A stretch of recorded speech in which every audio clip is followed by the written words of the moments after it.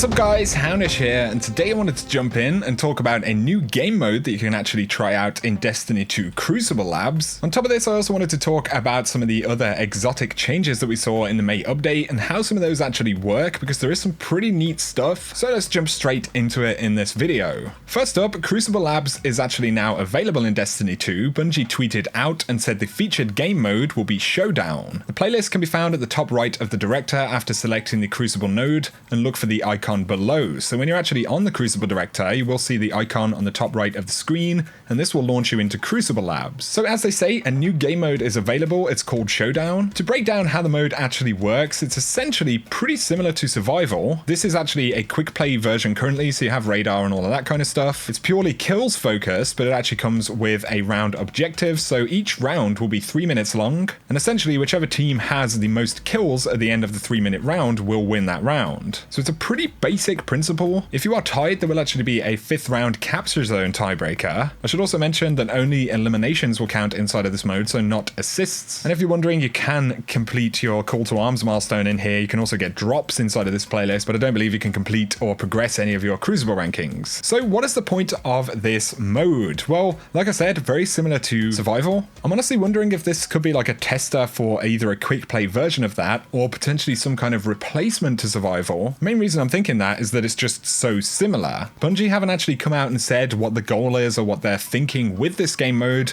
As they have said before though, it is experimental Crucible content, so it could just purely be, let's see what happens if we adjust the Survival mode, you know? But what do you guys think? Would this be a mode that you'd enjoy to play in quick play? Have you tried it out? I'm going to kind of remove myself from this one a little bit, because personally I'm not a big fan of round-based modes, especially in something like quick play. Obviously I get the idea behind it, I understand why it's in competitive and things like that, and in trials I don't necessarily mind it, but for me personally it's just, I don't really feel like it's my kind of thing. So like I said, I'm probably going to sort of remove myself from this one and let you guys say what you think below. Definitely give Bungie some feedback. That is kind of the idea here. Go on the forums and everything like that, let them know your thoughts on whether you think this could actually be improved or they could replace any other modes with this. But that is a very brief breakdown of Showdown. You can go check it out in Crucible Labs right now. Next though, I wanted to talk about some exotics that have been changed in the May update. We've heard about most of them, but I actually wanted to break down some of the things they can do and some impressions of them. So we're going to start out with the Warlock. I feel like the Warlock's done pretty well. So for the Lunar Faction boots, your rifts will gain the additional ability to automatically reload allies' weapons, as well of course as your own weapons.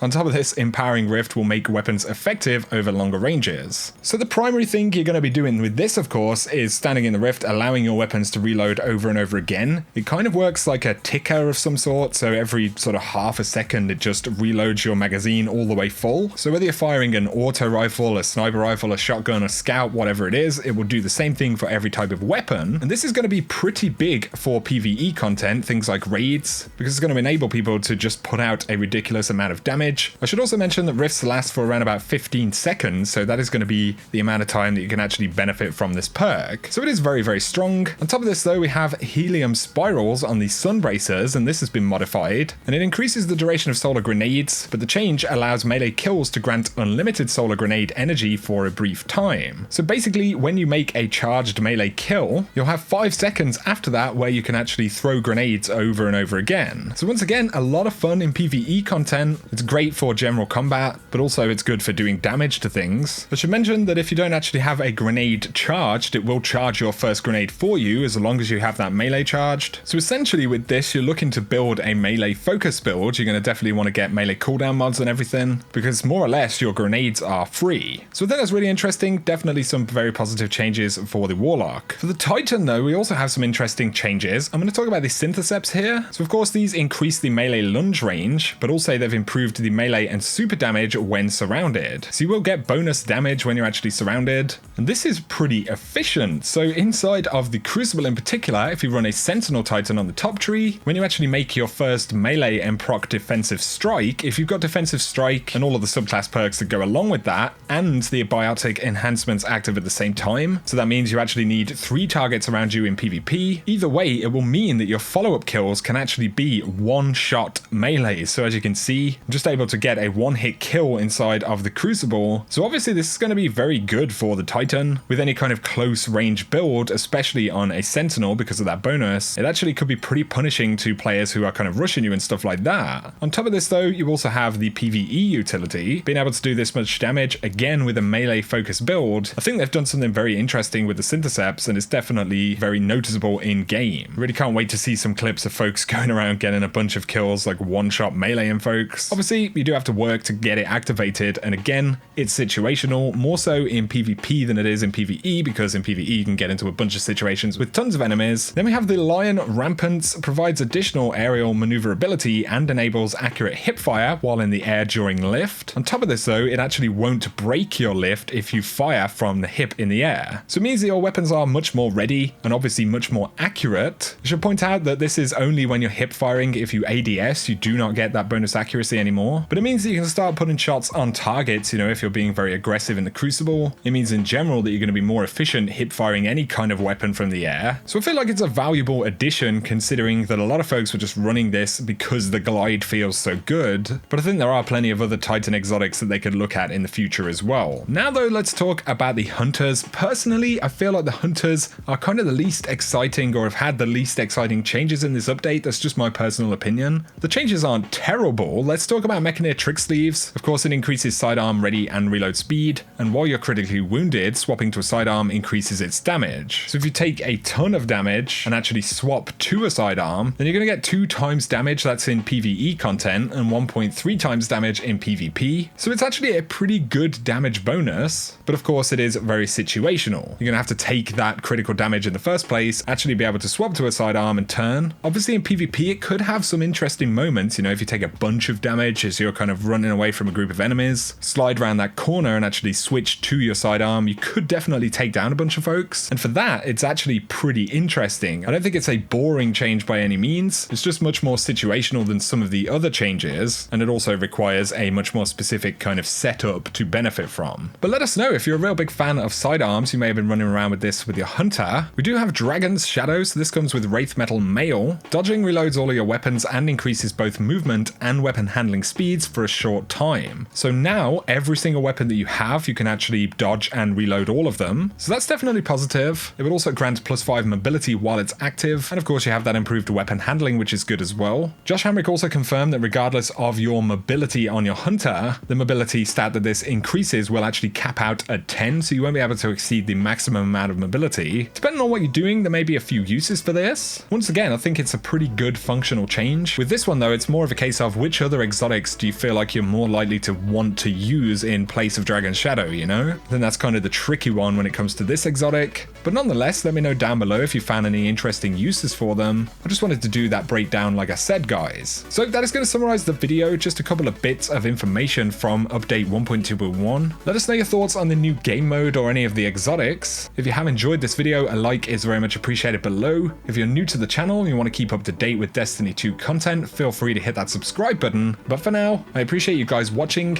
and I will catch you very soon.